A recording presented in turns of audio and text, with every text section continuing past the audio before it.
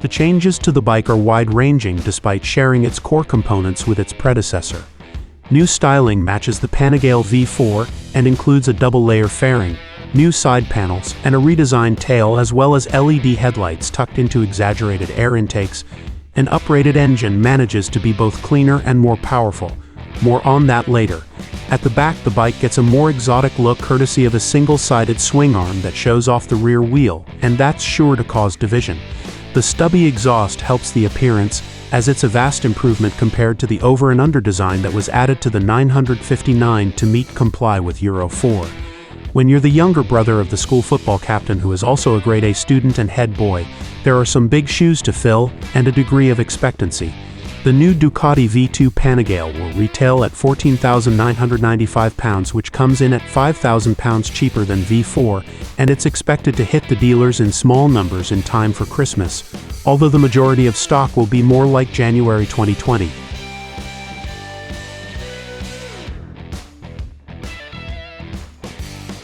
Power is up 5 horsepower to 155 horsepower at 10,750 revolutions per minute, while torque rises by about 1.5 pound-feet to 76.7 pound-feet at 9,000 revolutions per minute. It's an entry-level sports bike, and the first step into the exotic superbike category. Fine, it's not as focus-bendingly ferocious as a Panigale V4, but of course it's down some 50 Italian horses, which is only properly noticeable when plundering out of the final corner at Jerez. A second-gear hairpin where you can run wide over the curbs on the exit and keep the throttle pinned. Otherwise, the power delivery suits the chassis so well. The rugged, raspy 955cc twin-cylinder heartbeat has undergone an overhaul with revised intake ducts to improve efficiency, and 4 new injectors, but its compact design within the monocoque acting as a stressed member. It becomes part of the frame as opposed to having lower rails, and a tubular structure surrounding it means the dimensions of the bike are pretty compact. So while the seat height is up there at 840 millimeters, actually the step-over is narrow.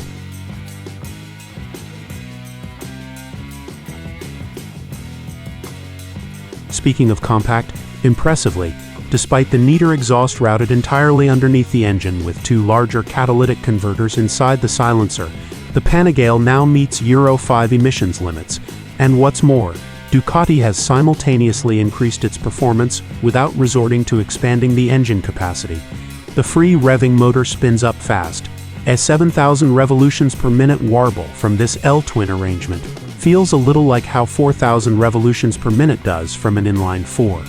Then when driving hard out of a slower corner with the twist grip pulled right back, the revs soar towards that peak power figure at 10,750 revolutions per minute in harmony with the soulful soundtrack. Like a game of chicken, how late can you leave the marauding rev counter before it knocks on the limiter, and instead find the perfect cue to give the quick shifter a nudge?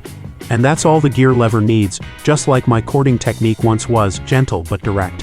Down the 6-speed box at the end of either of the 2 Jerez straights and you're dropping 3 gears back from 5th to 2nd. 5th to 3rd can be achieved faster than you can say it, but a brief pause is required before 2nd is engaged. So instead of going pop pop pop, it's more like pop pop blink pop. The Evo 2 quick shift system is part of the new and outstanding suite of electronics on the Panigale V2.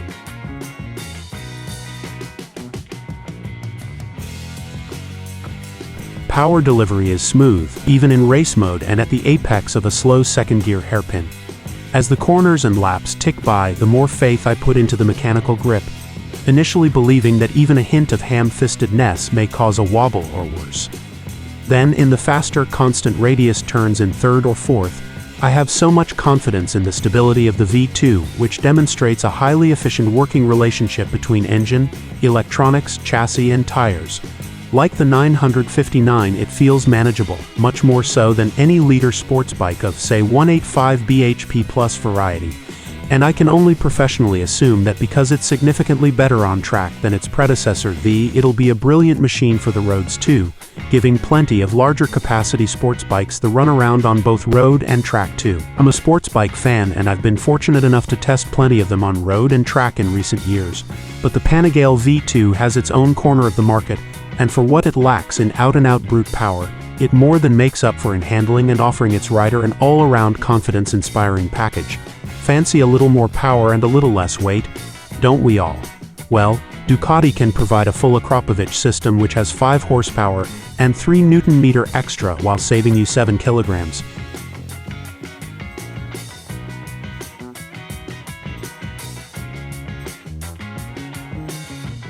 The Panigale V2 shows familiar components with Showa BPF forks and an almost horizontal Sachs rear shock and steering damper, but there are tweaks to the geometry to improve the handling with a focus on road use. Softer springs and a higher center of gravity compared to the 959 are claimed to make for a more comfortable, intuitive ride. Specifically, there's a new setting for the front suspension, while the rear preload is decreased but longer by 2 mm courtesy of longer fittings, including the new longer and thicker seat, and you'll find the reason why the 840 mm is 10 mm up on the 959. There's plenty of room to move around, pushing back in the saddle under braking for more even weight spread, but with enough fairing to get mostly tucked in down the straights. Suspension is set somewhere near track expectations, but a regular track day rider may wish to firm up the front. That said, I experienced nothing untoward. Never once did I sense an uneven pitch under heavy braking or any nervousness. And frankly, corner speed and agility is where this bike lives, carrying its 200 kilograms wet weight well.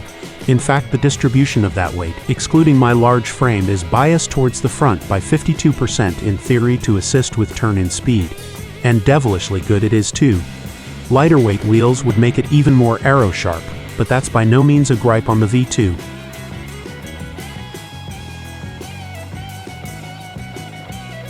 Running into a corner hot has never been so manageable or such a pleasure. For the engine braking exquisiteness and the twin 320mm discs carefully harnessed by the M4, 32 4-pot Brembos and cornering ABS Evo all come together, with plenty of assistance for the Showa forks to provide some refined braking performance. The Brembo M50 calipers and some race pads may be on the bucket list for the serious track dayer or even racer.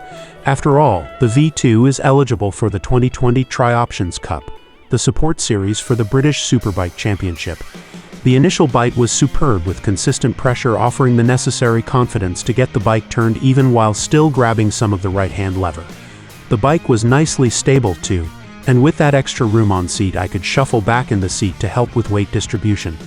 At Jerez, there are plenty of fast corners where a dab of brake helped shave enough speed to tip the bike in while retaining momentum, while the heavier braking zones into turns 1 and 6 were never in doubt of being overshot, unlike on a recent Yamaha R1 launch on the same circuit.